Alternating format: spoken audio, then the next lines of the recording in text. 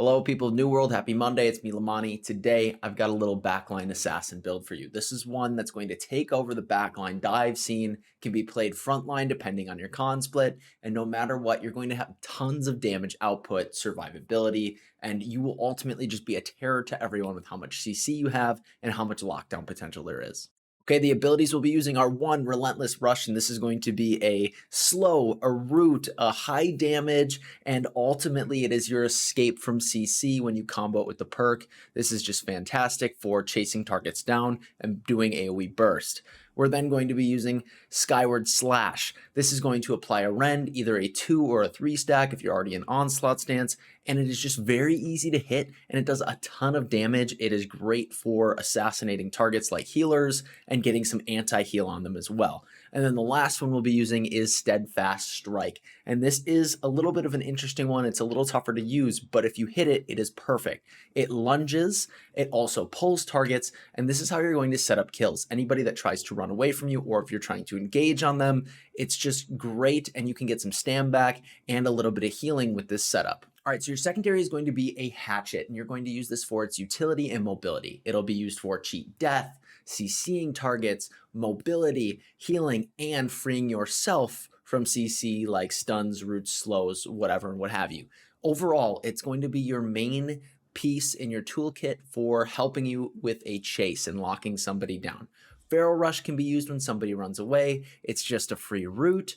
Then you can use Berserk to break out of CC, get movement speed to chase, or for just general bonus healing or a little bit extra damage if you need to. Remember, if you are stunned, you can still swap to your Hatchet so that you can proc Defy Death, or you can use it to get out of a stun even when you are already stunned. And then the last one is Social Distancing. And the big reason we're using this is to give you a slow and a root and bonus haste if you try to chase somebody down or if they run away from you. You do have to acknowledge that social distancing only applies this route if they are more than 6 meters away. So it's another great way to initiate a fight or again, lock somebody down if they run. Okay, with this build, there's a lot of flexibility and attributes, but I would say that I have had the most success playing at 200 con regardless of what I'm doing. When you play 150, you're a little too squishy unless you go higher in dex and can dodge around more, but 200 gives you the perfect mix. You kill squishies so fast and you can brawl with bruisers.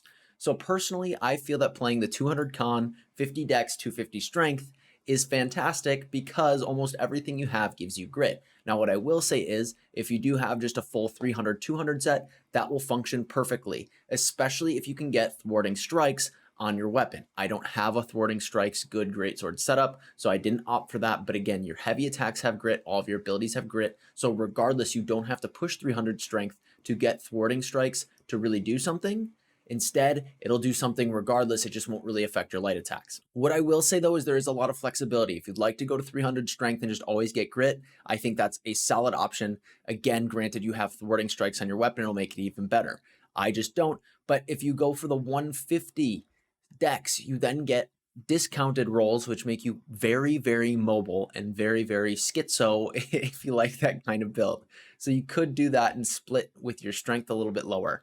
You could also opt for 150 con, but I think in the current meta with detonates, which is tons of damage, that playing sub 200 con right now is kind of a throw. And so in high tier PvP, you would probably die, but in OPRs, go for it. I will say I've tested at 100 and 150 and it was tough.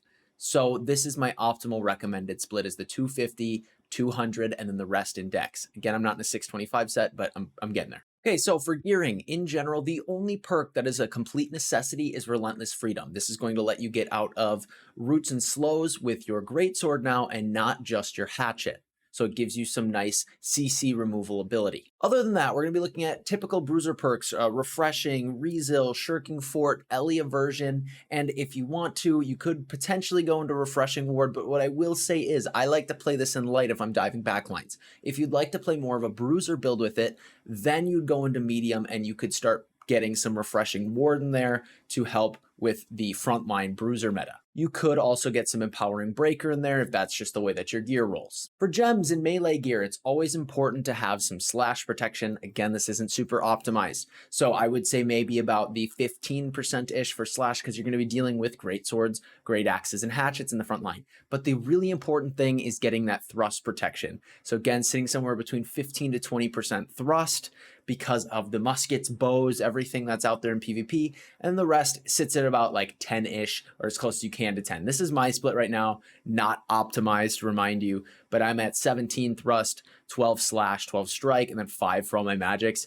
I just wasn't really focused on magic, but get as close as you can to those. I will say that rune glass gems, you typically don't really want them in gear. Yeah, they offer some interesting things, but the damage reduction fall off that you'd see if you started to throw in complete rune glass gems with this sort of build gets a little bit iffy. So consider that, but ultimately, if you'd like to, optimize it and go for it and let me know how that works. Other things, with weapons, we are going to want a greatsword with thwarting strikes, attunement, and then most likely something like keenly empowered would be BIS. Right now, for the sake of testing, I'm using Flesh Ripper, and what I will say is keenly jagged is vicious when you combo it with the heavy attacks. So I'm getting about a 15% bleed, and then that will snapshot depending on what my empowers are.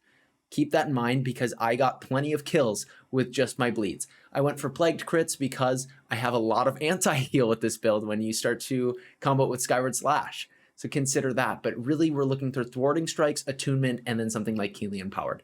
Hatchet really doesn't matter. In my opinion, it doesn't matter. I use blackguards because we're just using this for the utility. I'm going to throw opals in both of these because I'm looking to do a little bit of rolling, spending some stamina when I'm using blackguard's hatchet.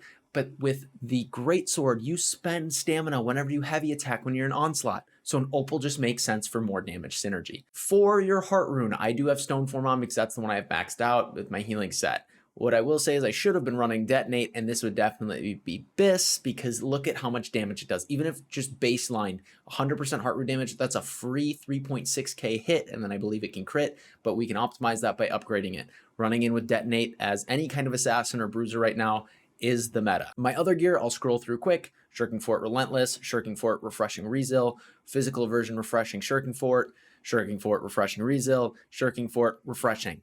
And then I'm just using Champion's Amulet, I have Smooth Bone Ring, and I have Champion's Earring on. Those are all of my gearing options and what I would suggest. The default rotation now for a kill setup should be Steadfast Strike to pull and stagger into a Skyward Slash so that you get into Onslaught, you'll hit them with a high DPS attack, they'll get rended, and then you spin into them for a root and slow, and then you can just hit them with a big, huge, girthy, heavy attack and pretty much do the rest of their health. In general, you don't always have to use Steadfast Strike if it's not going to flow well, and it does get a little bit of difficulty when you're trying to actually land it and understand the nuances. You can, no matter what, always open up with Skyward Slash so that we rend and then we're in Onslaught already to then spin to get the roots. You'll see it in the gameplay, but other than that, use Steadfast Strike if anyone ever tries to run from a fight or get some free stamina back. You can use Skyward to hit AoE clumps, apply a rend, or just do single target mondo damage. You can spin into Gravwells, you can get free AoE from it, you can use it to lock down people who are running away as long as you're in Onslaught, but even then you'll still slow them. And then keep your hatchet ready for chasing people down. You can use Feral Rush and hit people in the back so that you can lunge pretty far and set up the root and then swap and do your sword combo and keep them locked down. Remember, you can use Berserk, so swap to your hatchet if you need to run faster, if you need a quick heal, if you need to cheat death and then Berserk so that you can get some heals and get a potion off so that you don't just die instantly. You can also use it if you're stunned, you can swap and then still Berserk out. So keep that stuff in mind, and then save your social distancing for when targets are about 6 yards or so away. A little hard to measure in your head, but you'll get used to it, and then you root them, run up with your sword. You can use it like in terms of CC management as well. So you can use your social distancing to get out of a Gravwell or to go through an ice shower in a pinch. Ultimately, what you need to do with this build is CC people, break out of CC, chase them down, and assassinate. It is a backline dive sort of schizo comp like the Sword and Shield hatchet builds of the past. It's not as much CC heavy and doesn't give you those big windows, but it is much easier to play. It's like As simple as 1, 2, 3. You just dive on a backline, start mashing your abilities, and the Greatsword is just absolutely busted with how much damage it does. Overall, this is a high DPS bruiser assassin that can be played in light or medium, that has tons of escapes, and does still have CC potential for lockdown. I hope you enjoy it. Hit the things down below, go to Discord, use my Madrina's link for 20% off at checkout.